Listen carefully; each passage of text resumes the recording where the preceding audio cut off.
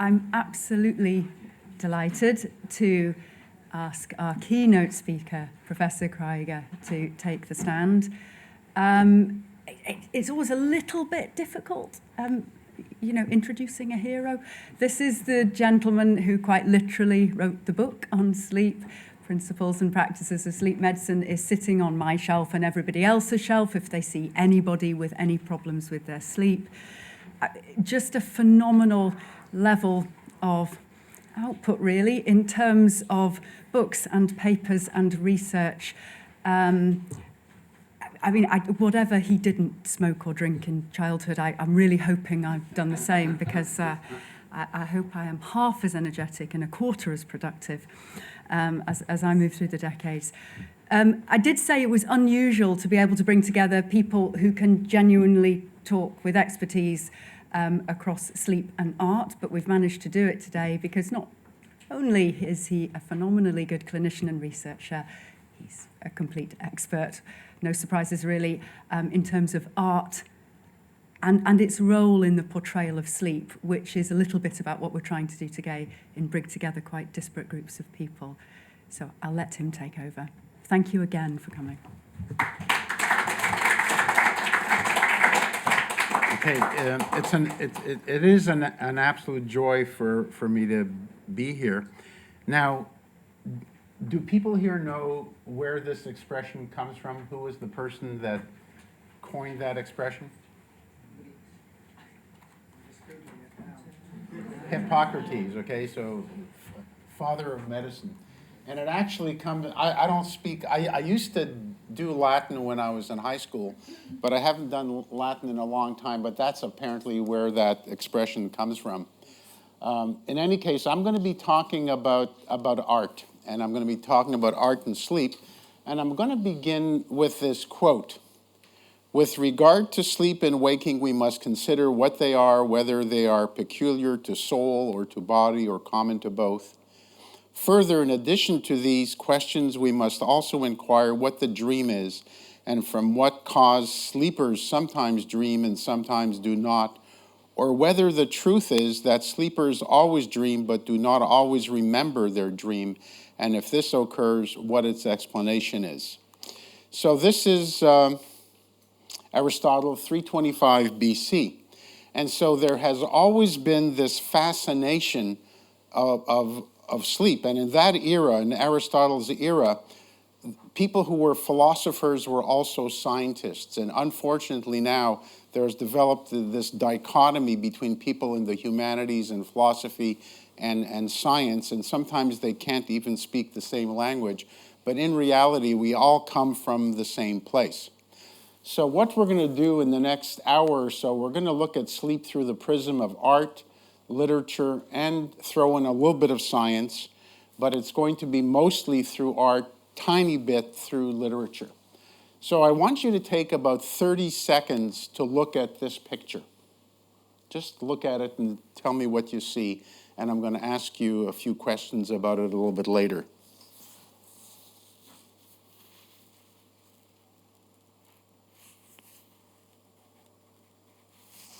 Does anybody know who painted this? Matisse, Henri Matisse. Okay, and so I'm going to ask you some questions about this picture. What was his frame of mind when he was painting this? And I'm going to give you some choices. Was it lust? Was it fear? Was it calm? Was it anger or other? So who does anybody want to sort of put up their hand and tell me what they think was going through Matisse's mind when this was being painted? Calm. Everybody says calm. Well, there are zigzags in there, okay? That's a very good observation. There are zigzags. So, in fact, he was obsessed with sleep, and I'm going to show you a very brief video which actually shows that there were 14 versions of this painting before he finished it. So the painting is called Rêve, the Dream. And he started to work on this, and you'll see some, so he started to work on this in January of 1940, and he started to work on this image. And there were at least 14 versions of this work until he finally finished it in September of 1940. With each version, there were changes in the background and the blouse. And during this time, Germany invaded France, then occupied Paris, and later all of France. So what was the constant in all of these versions was a woman asleep. So this was the very first version, January, and he did a different version almost every day in the beginning of January. So these are all different versions of the same work of art, and he's making sketches. And there's been a change in hair color here and the leaves in the background.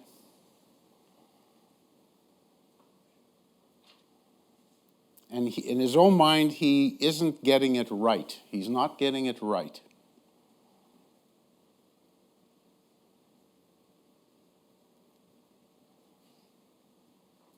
And here there's a dramatic change in the woman. So now we're into March.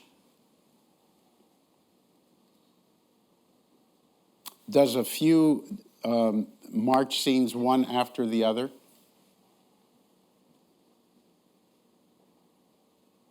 So Germany invaded France in May. It occupied Paris in June, and he fears for his life, and he leaves Paris to go to the Côte d'Azur, to Nice, where he spends the rest of the time.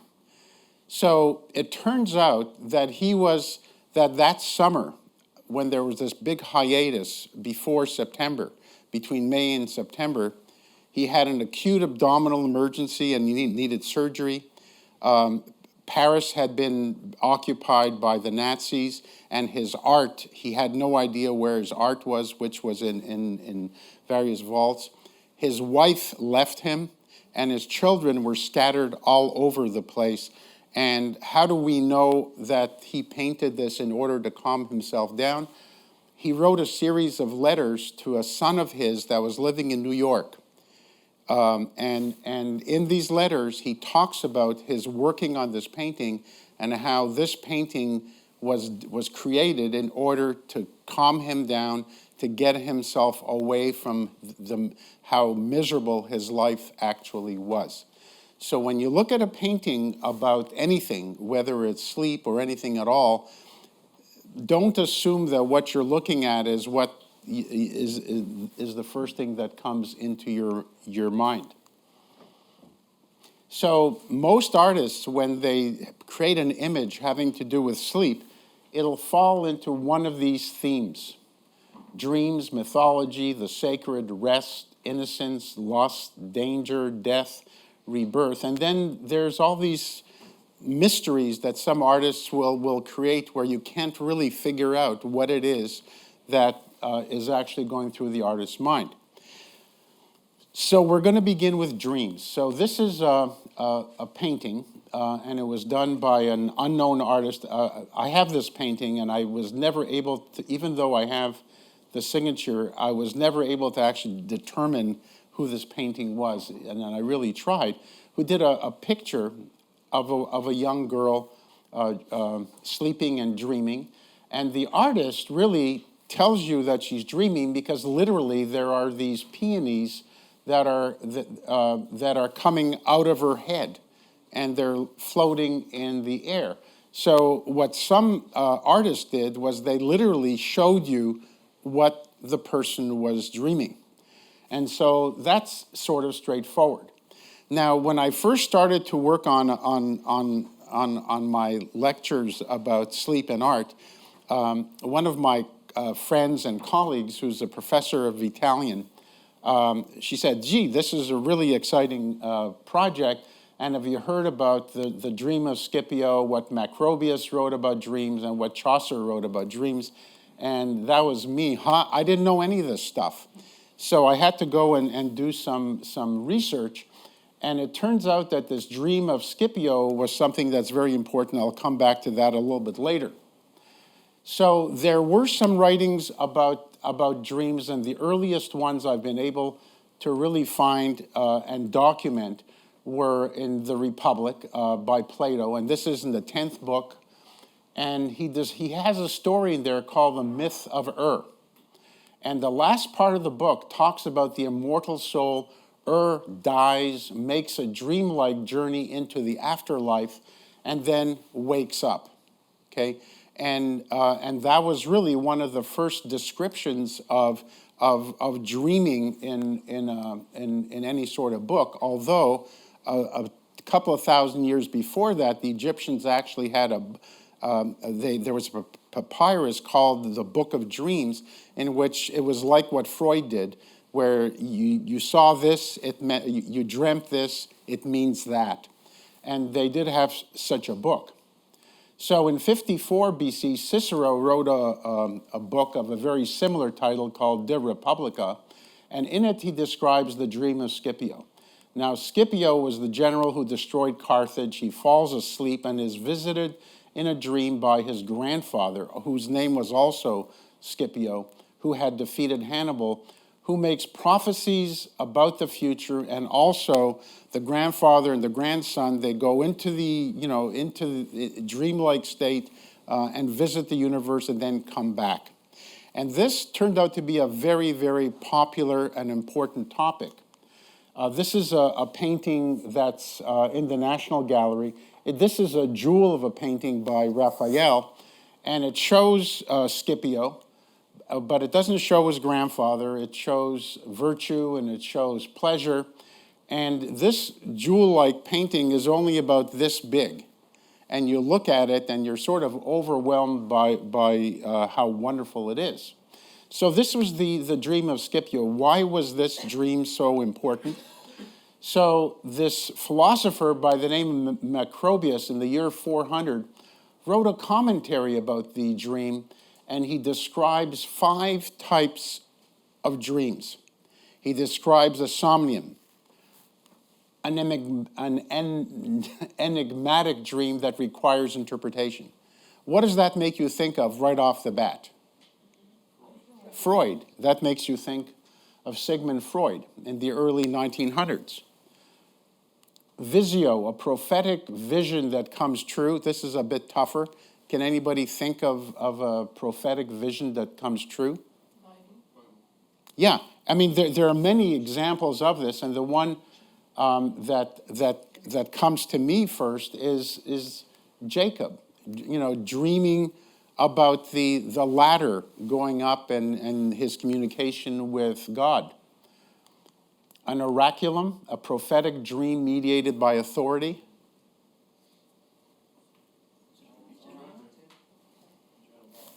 Joan of Arc. That was Joan of Arc. Insomnium, nightmare, or false or misleading dream caused by bodily disturbance. Post-traumatic stress disorder came to my mind. And visum, a nightmare with supernatural contact or an apparition. This should be easy for people in London.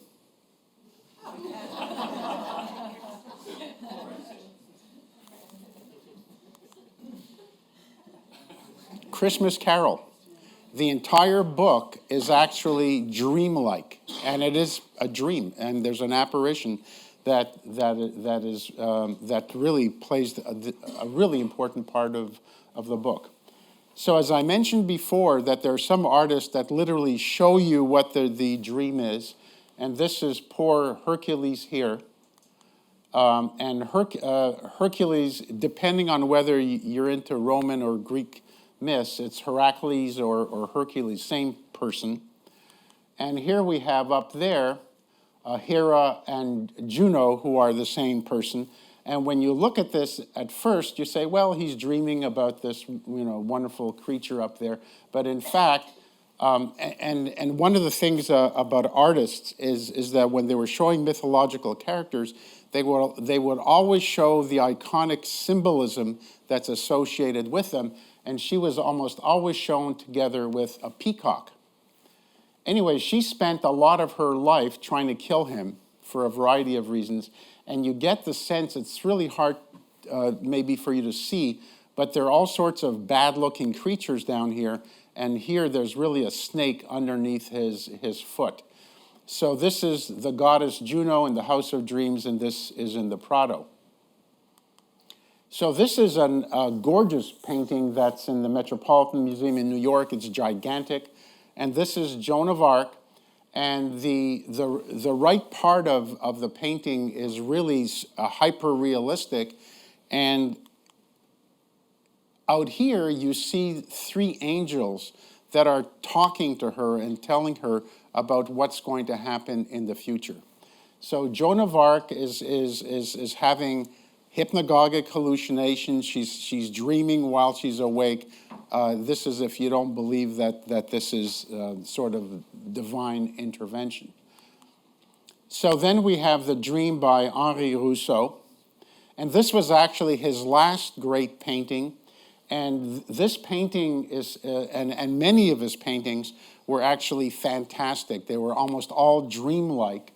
And they very often have things in common. Very often you will see something up there which could be the moon, it could be the sun, you're not sure. It's very ambiguous, and the scene is fantastic. So the last great painting that he did was The Dream, and the first great painting that he did was one that you have seen of someone sleeping in the desert with a lion hulking over them, and I'll show you that painting a little bit later. His first great painting was about sleep. His last great painting was about sleep. He never actually left France. So even though he had these images of fantastic animals and fantastic foliages, he never actually left France. So here's another painting, and this was actually the painting that was featured a year ago or so at the Tate. And this painting is called The Dream. And Picasso, in this painting, tells you literally what she is dreaming about. Can you all see that? Okay, and the question then becomes, is she dreaming this? Is he dreaming this? Is he looking at her hoping she's dreaming this? And so this is one of these, I mean, Picasso is such a great painter that there are all these layers when you actually see his work. And this painting at one point, about 10 or 15 years ago, was the most expensive painting ever sold. And it has been surpassed in terms of hundreds of millions of dollars by other works more recently. So we're going to switch now from dreams, and we're going to talk about mythology. And this is a statue that if you visit Versailles, this is right near one of the main buildings. And this sculpture is called Sleeping Ariadne. And it was from 1684. And it turns out that there are versions of this work everywhere. And so there's one at the Prado, there's one in the Vatican, there's one in Rome, and we actually have one at Yale in the British Art Gallery. And all these works of art are very similar in terms of, well, they have the same title, and they're very similar in terms of how the person looks, and in each one of them, the person is sound asleep. Now, those of you who didn't spend a whole lot of time in the humanities might ask yourself this question, is who the heck is this person? And why was there all this interest in her? And I can tell you there are many, many more other images of her. So this is the story of the Minotaur. And this is Theseus killing the Minotaur. And Ariadne was the person who gave him the sort of the golden thread that allowed him to go into the labyrinth, kill the Minotaur, and come out, okay? And so that's who this was. And the two of them had a very short fling. He dumps her. He leaves her right away, and she falls into a very deep sleep. And there, as I mentioned, there were a lot of works of art. Now, this painting is called Ariadne Asleep on Naxos. and it depicts the time when she's sound asleep, and she's obviously sort of not with it.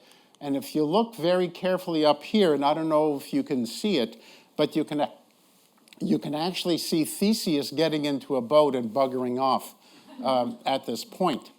So this is the first nude painting done by an American.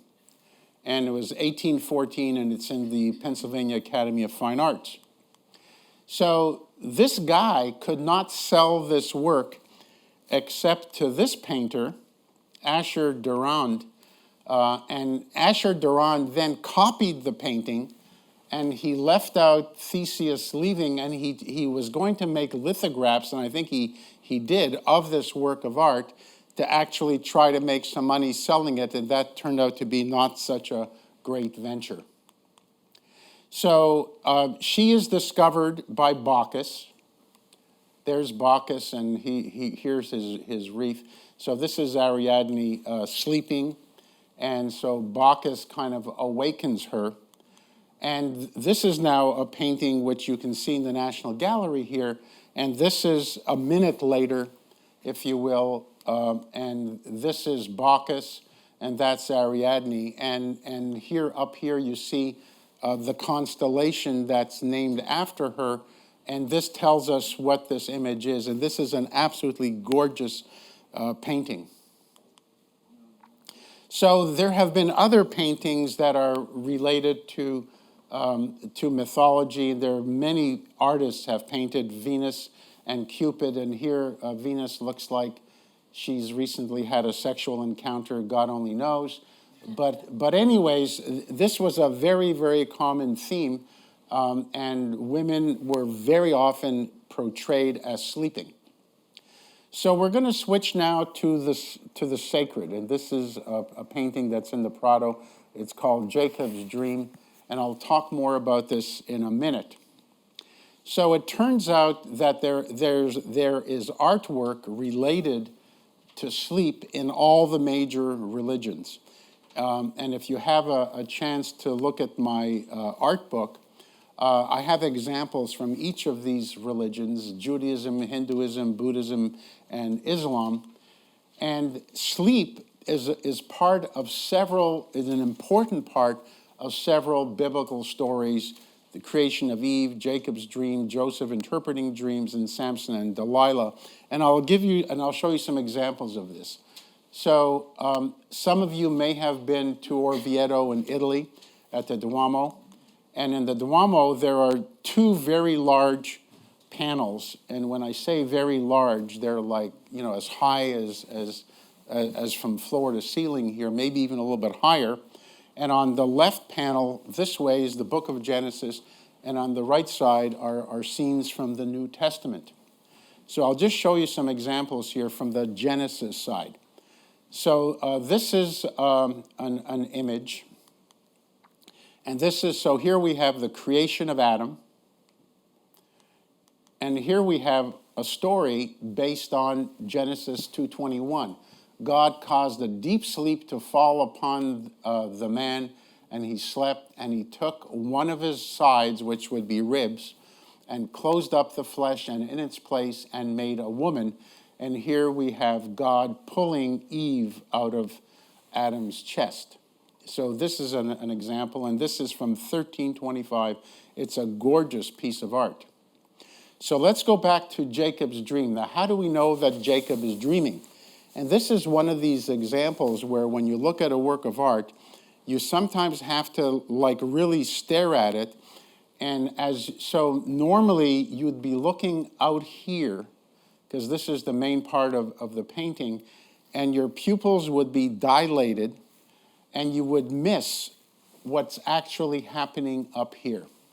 And what's happening up here, and what I've done is I've taken some of this artwork and I played around with the image, and you actually see angels that are sitting in here, but because of the way the painting was done, it's very, very easy to miss. So that's Jacob's dream. This is Joseph's dream, and this is also as part of a fresco in Italy. and it literally shows it shows Joseph asleep, and these are two of his dreams. There have been tens of thousands of pictures done of the Virgin Mary and Jesus, and this is an example of one where Jesus is asleep. This again is in the Prado. So this is in some ways a simple painting. All of the focus is right here. It's right there. And this is one that's also in the Prado, which is really a busy painting, and you don't really know what to focus on, although instantly you focus on the sleeping baby. You instantly focus on the sleeping baby, and that's as a result of the lighting. So, as part of the story of Jesus and Mary and Joseph, there's one scene that's called the Dream of Saint Joseph. This again, a painting that's in the Prado, where the angel is telling Joseph to take the baby and himself and Mary and flee to Egypt. Okay, and because babies were going to be killed by the ruler. So on going into Egypt, and again, this was a very, very popular theme that a lot of artists did. So this is Rest on the Flight into Egypt by Caravaggio. And this shows Mary asleep. It shows the baby asleep. And I want you to focus on the two of them, because right almost next to this painting in the same museum is this painting. It's got to be the same, the same model, same position of the neck, and this is Mary Magdalene. So this is Mary Magdalene, and you could see that she's given up her worldly treasures. Now, another important story in the New Testament is St. Peter being freed from prison. And this was now painted in 1482. And in order for this story to work, this guy here had to be asleep. The guard of the prison had to be asleep. And this is a picture that I took of the fresco. And the guard is asleep, and that's a critical part of this story. So we're now going to switch topics. So we've talked about the sacred, and now I'm going to spend a little bit of time talking about rest. How many of you have seen this picture before? Okay.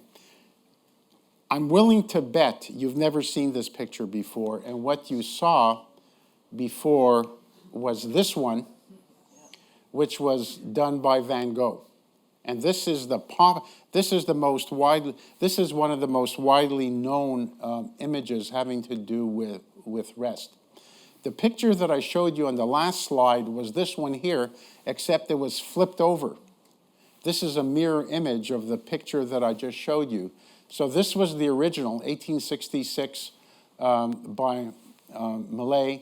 This is by Sargent, singer Sargent, who was a student in Paris for a while, and it's hard to tell who Van Gogh plagiarized.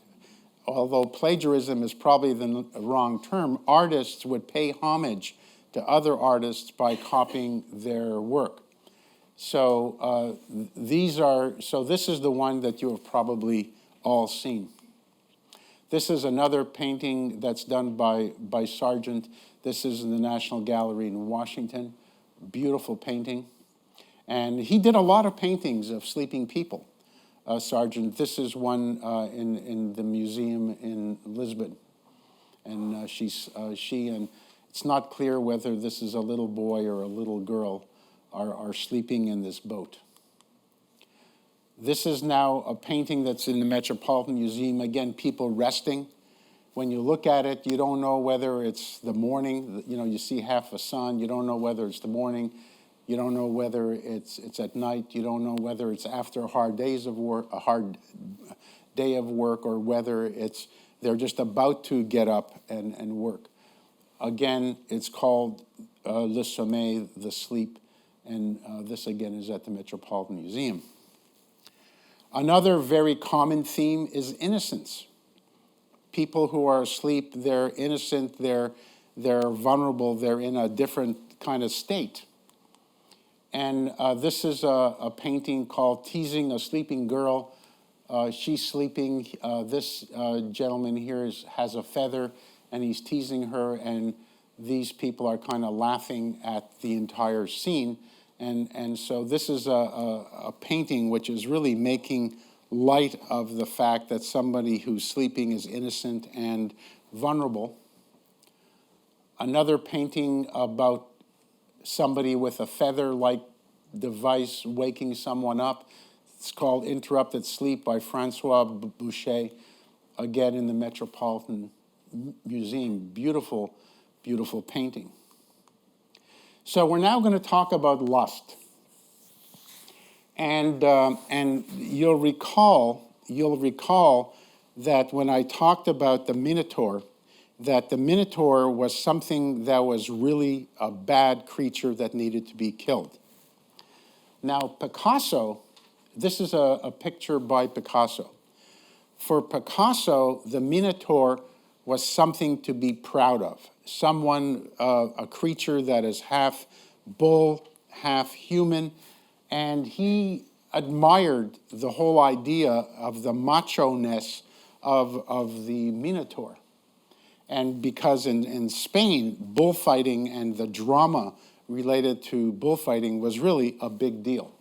So you can actually see this work. It's at the Royal Academy right now. And it's one of the many fabulous works that you can see there. And here the Minotaur is really caressing this young woman who's sound asleep. Now, before showing you more pictures having to do with lust, I want to spend some time showing you the evolution of art with respect to showing the naked body. So this is Botticelli, Primavera in the Uffizi in Florence, 1482. And everybody is sort of dressed, and you don't see much anatomy at all. So that's 1482 Botticelli. This is Botticelli, 1483. And this is now in the National Gallery, again, a gorgeous picture. And it's called Mars and Venus, or Eris and Aphrodite, depending on whether you're into Greek or Roman mythology. And this shows one of many, many things. I mean, the literal translation of this work of art is love conquers war. Okay, he's the god of war. Or this is a powerful woman who looks unsatisfied with her current situation. It's hard to tell. He is so sound asleep that this creature who's blowing a horn right in his ear does not wake him up. So those of you who are sort of in sleep will say, well, he's in slow wave sleep. He's filtering out all of the noise and there's a very high arousal threshold. So that's Mars and Venus. So that's 1483, and you don't see much here. Okay, we don't see much. She's clothed and he's sort of clothed. Then 1486, the birth of Venus, and we're beginning to see a little bit of the human body, at least the sexual part of the human body. And then 1504, about 10 years later, in Florence, we have Michelangelo's David. And Michelangelo's David was, that was like an incredible display of this is the human body. This is the human body. There's nothing to be ashamed of. And immediately after this came, after this was sort of shown, people all of a sudden started, and so this is now a couple of years later. This is Sleeping Venus. Venus was very, very popular. And here you see Venus sort of lying in the middle of nowhere. And this is an extremely erotic piece of work, the same kind of posture that we saw with Ariadne. And she looks powerful here. I am in control of my situation. I have no problem in lying here naked, asleep, and vulnerable in the middle of this field. Now, Giorgione died before this painting was actually finished, and it was actually completed by Titian. And Titian, years later, did a very similar portrait, a picture, called the Venus of Urbino. And she now is not asleep. The only creature asleep in this picture is this dog. And this was completed about 30 years after the one that I just showed you. Titian was at that time a student of Giorgione. And there have been all sorts of copies done by all sorts of artists of the same kind of scene. And I'm not going to go through a whole bunch of these, but just to make the point that this became a very important theme in the art world. So I'm showing you this picture, the sleeping spinner, while I'm talking about lust. This is a picture done by Gustave Courbet. And you know, what is there lustful about this picture? The answer is nothing. But this artist also created this. So this is a painting called Le Sommeil. It was done in 1866. It was purchased by a gentleman from Turkey, and it was hidden until about more than 100 years later. Nobody saw it. It was hidden, and it was obviously, an extremely erotic picture that shows two sleeping women. And it was one of the first works of art that showed lesbians, and it was extremely erotic, and it was actually a source of aggravation between Courbet and Whistler, the painter, because this model was actually Whistler's mistress at the time, and it caused them to sort of break up their relationship. So this picture has been repatriated to France, and you could observe it, and it's just a wonderful, detailed work of art. So I mentioned before Rousseau, and this picture is called Danger. And just as I showed you, there was a moon or a sun or God knows what it is up here. So this is the lion. We don't know whether this is a man or a woman. We don't know whether this lion is going to kill this person or is guarding this person. It's a very, very ambivalent painting. And as I mentioned before, this was his first great painting, and this is what put him on the map. He actually had a very, very short career. This was actually his second career. Before becoming a painter, he actually worked as a tax collector in France, and then he retired from that and became a painter. So this is another picture that shows danger, and it shows you how vulnerable sleep can be. So this is in the National Gallery, Samson and Delilah. I love this work of art. It basically shows Samson, and this person is starting to cut his hair. And up here, let me see if I have it here. Up here, there are people that are waiting for his hair to be cut so they can arrest him. And this is just a beautiful work. You've probably seen this before. This is the murder of the children of King Edward IV.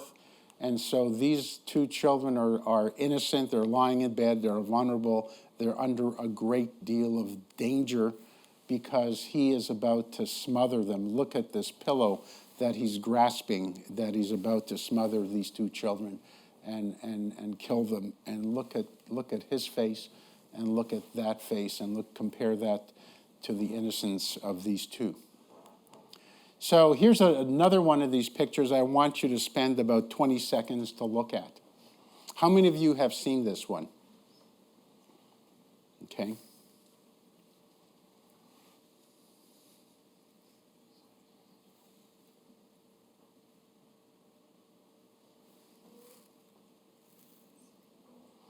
So when you look at this picture, it's easy to miss stuff, okay?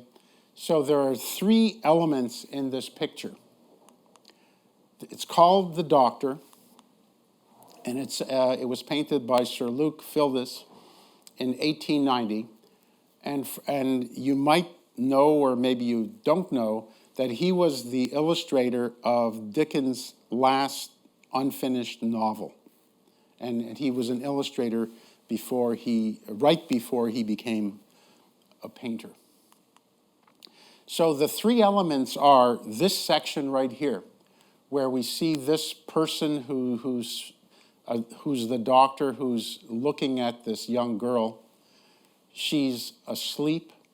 Her arm is draped down, so she's probably in rapid eye movement sleep. She's probably dreaming. She doesn't have the color that you would see in death. She's sort of pinkish. So here's a close-up of her face. And the third part of the picture that is hard to see is up, whoops, let me go up here, is back here. Can we turn down the lights a little bit more here? Can we turn down the lights possibly?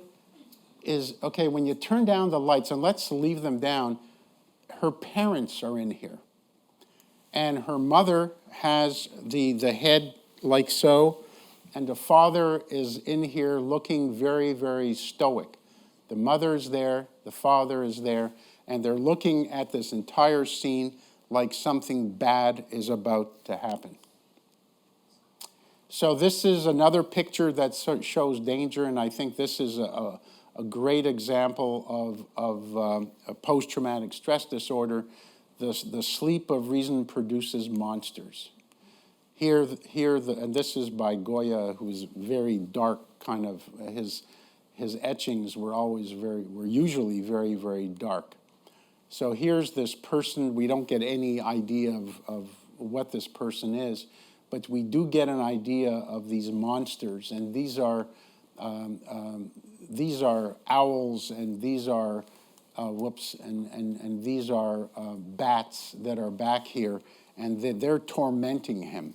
They are tormenting him, and these are monsters that can occur in someone's mind when they are sleeping. This is really a painting that shows the elements of sleep paralysis. So this is a woman who's got no muscle tone. She's paralyzed. It's called nightmare. Her head is drooping, no tone in her muscles. And sitting on top of her is this devil-like creature. And you could see a shadow of this devil-like creature's head back here. And you could see horns on top of the head. And there's this menacing-looking horse who's looking at her. So people who have sleep paralysis, and we heard about sleep paralysis just about an hour ago, they may have terrible, terrible nightmares that really frighten them. And very often the nightmares may be that the person is about to be sexually abused. Same painter, this is Lady Macbeth sleepwalking. Again, her eyes are open, she's distressed, and she has just been involved in the murder of someone, and these people are kind of looking at her in amazement. So this is Lady Macbeth sleepwalking. This is a painting, when you first look at it, it looks like it's a little girl who happens to just be asleep, a sweet young thing. But when you start to look at this painting, so this is by a British painter, John Everett Millay, and this is at the Yale Center for British Art. You look at this young girl and you realize that something in this picture doesn't make a whole lot of sense. Her hand is bandaged. She's being covered by a military uniform, and she's lying on basically a tomb. And up here, you can see soldiers that are fighting a battle. So this is someone who is in danger, in mortal danger. And the artist has very carefully told us the story of why she is in danger. She's asleep. She's vulnerable. We're now going to talk about death. Okay, so here we have a painting that's called Sleep and His Half-Brother Death. And these two brothers, you see them in this painting. This one's got normal colors. This one back here, the colors are gray, and as we go into the background of this work, it becomes darker and darker and darker. And it really represents the fact that, and this is kind of interesting, that until about even by the 1820s and 30s, most doctors believed that sleep was a form of reversible death. They did not understand the concept because we didn't have any idea of the brain. We didn't have any idea of sleep. It wasn't until it wasn't until the 1920s that we knew there was any electrical activity in the human brain. So we didn't understand it at all. So here's some other examples of people dying. This is one called the Dying Mazzini. This is the Rhode Island School of Design, and the painter here painted this Italian hero, and he painted him wearing the uniform that he used when he was a revolutionary. And of course, death is something that, at least in literature, has always been, sleep and death were always equated. And this is from Hamlet. I won't read all of this to you. To sleep, perchance to dream, aye, there's the rub, for in that sleep of death, what dreams may come. And here we have a sculpture, and when you first look at it, you say, well, this is a young woman who's asleep. When you look very carefully, you see this snake. You see the snake, the asp, that bit her and ultimately killed her. This is Cleopatra. And this was, if you've ever been to Siena in Italy, in this archaeological museum, they have like tens of thousands of these funerary urns, literally, and each one is different, and in each one of them there's somebody who's asleep. And except for this one, I saw this one going through and I couldn't help but take a picture of it, because this one is sort of like, what am I doing here? Everybody else here is dead. But there were tens of thousands of these, and every one of them was different from every other one. So after death, there's, of course, an awakening or a rebirth, at least in the artistic sense. And this is a painting called The Awakening of Adonis, painted in 1900. Now, how many of you have seen this work of art? I know you have, or maybe you haven't. So this, have you seen this? So this, if you go into St. Thomas's Hospital in the corridor, there are these very, very large Royal Dalton, very large Royal Dalton plates. They're actually about this big, and this is one of them, the Sleeping Beauty. And she's lying there asleep, and the prince is about to wake her up with a kiss. And it's a very popular thing. There have been movies about this, and this is from a Christmas window in New York, one of the department stores. So London, I love London, and London is really, as a city, it's alive, right? So I took this picture in 2017, and I want some of you to tell me what was the tallest building in London 100 years before this picture was taken. Okay, I'm hearing murmurs here. St. Paul's, okay. What about this? Okay, so do you know what that is? The monument.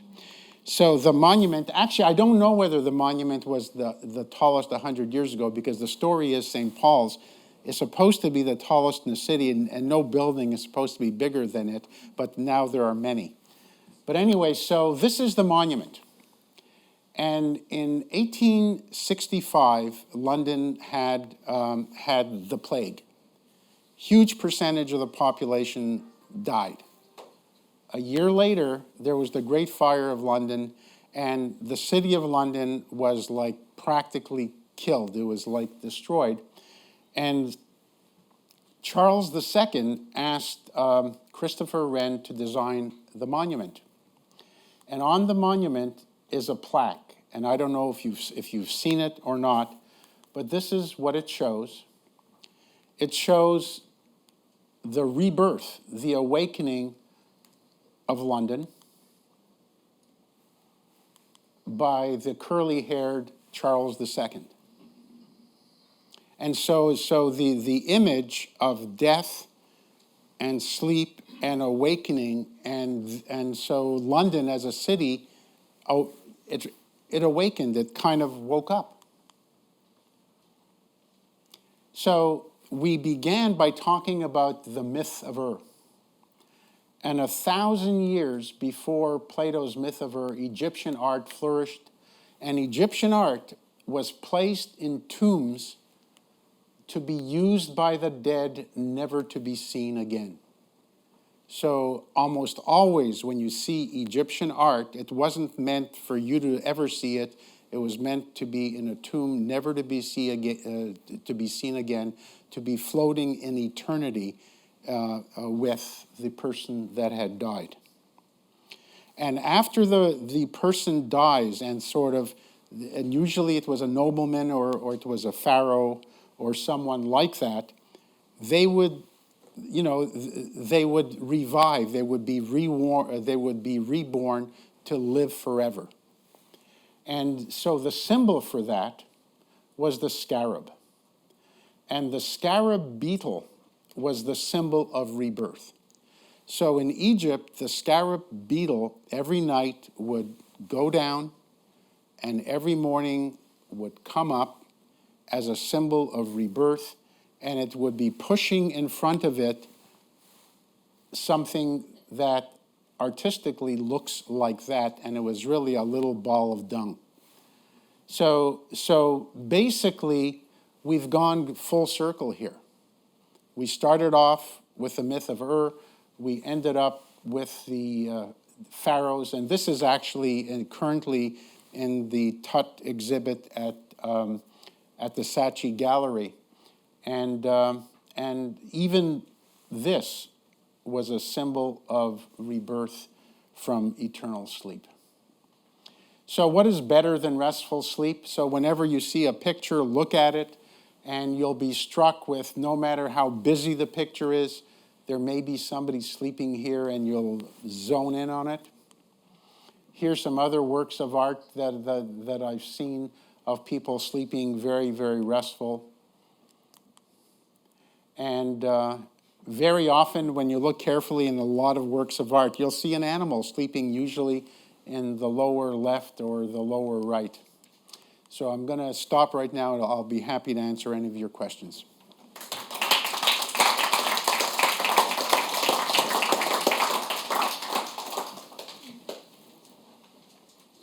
Thank you very much indeed. Could I possibly ask, just for the hearing bit, do you mind taking the questions there? Because otherwise, Sure. what I've been told is some people just can't hear the answers. Or are you mic'd up? Did people hear? I'm technically mic'd up. In that case, sorry, do wander and take Oh, a that's seat okay. after that hard work. Can you hear me from here? Perfect. Perfect. Okay. Yeah, absolutely, yeah. And I'm also conscious we've got a good half hour of discussion towards the end, so if we could take a couple of questions, that would be lovely, and then we've got others to talk as well. Congratulations on your great presentation. Thank you. So it is remarkable to me, and this isn't just a comment, I want to ask you a question, that there's such extraordinary art around sleep, and it boggles my mind that your book that you've assembled yourself on the art of sleep is the first work to gather the art of sleep together. And it sort of seems like the lack of awareness around this fundamentally profound question of human existence sort of tracks with the lack of awareness about the problem of sleep disorders in humanity as well. And I was wondering if you could comment on that correlation and maybe speculate what we can do.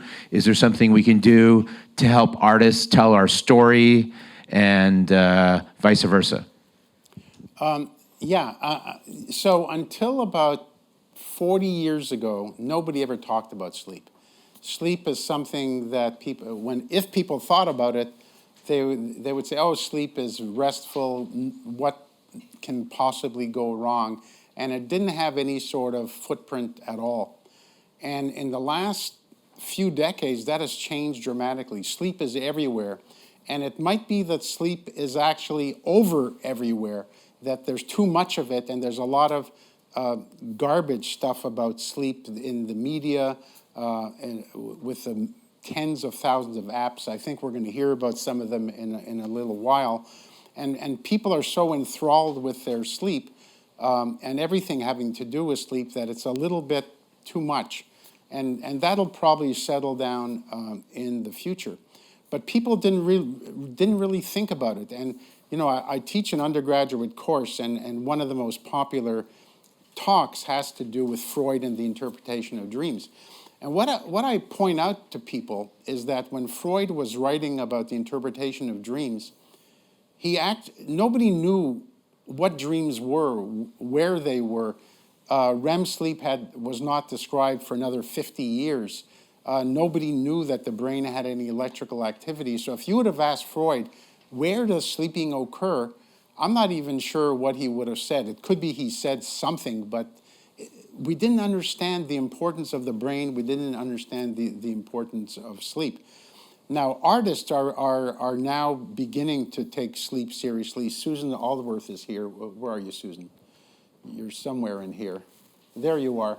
And she's done a lot of sleep-themed art, and it's fabulous art. And if you think about it, almost every important artist has painted or done an image of a sleeping person. David Hockney has lots of images of sleeping people. Lucian Freud.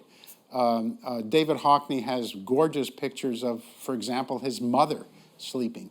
And so sleep is important, and people understand it, they represent it. And as I said, usually when they represent it, it has something to do with some idea that they have of what is being shown. And I think the public is going to understand and sleep in a very serious way. I mean, we heard earlier about the misrepresentation of sleep in movies, for example. Just like there was misrepresentation a generation ago of mental illness, where people who had mental diseases were frequently equated, literally the word crazy, right? They were crazy people, and it wasn't thought of as this is a disease that people have that's distressing and that it needs to be treated. So I think that'll come with time, and we have to be, unfortunately, patient. Fantastic. Thank you very much. We'll have the last question just in terms of time, because we've got time to explore the theme a little bit later after coffee. It's just a brief comment, and you'll probably know this. There's a connection between the Fuseli nightmare and Freud, because there's an etching of it in Freud's waiting room in Vienna. And I think the Nazis may have left it there. Freud left in 1939. The Nazis invaded his apartment in 1942. But I was in Vienna a couple of years ago, and it's still there. And I have a first edition of a book by Ernest Jones on Freud, written, I suppose, not quite sure when, but the frontispiece has the nightmare in it. So it's a nice connection. Yeah. It's still there. Yeah. I mean, so I haven't shown any Salvador Dali pictures here, and I could have, because I just didn't have the time. So Salvador Dali actually did some of the scenery for the movie Spellbound that was mentioned earlier, which was a Hitchcock film, and it's a very surrealistic scene. Now, Dali, most of his work was dreamlike, right? And so Dali had two big heroes. One of his heroes was Sigmund Freud, and the other one of his heroes was Albert Einstein. So when you look at Dali's work, think about his two heroes. And think about the fact that in some of his works, what you're seeing is kind of the warping of time. And that became a very important theme in a lot of his work. You've probably all seen the melting clocks, and he had several versions of that as well. And incidentally, Dali did a picture of Sigmund Freud about a month before Freud died here in London. The two of them met once, and during the I guess it was lunch or something. During that lunch, he actually did a picture of him. Yeah. Okay. So you want me to sit down? Thank you very much indeed. Yeah.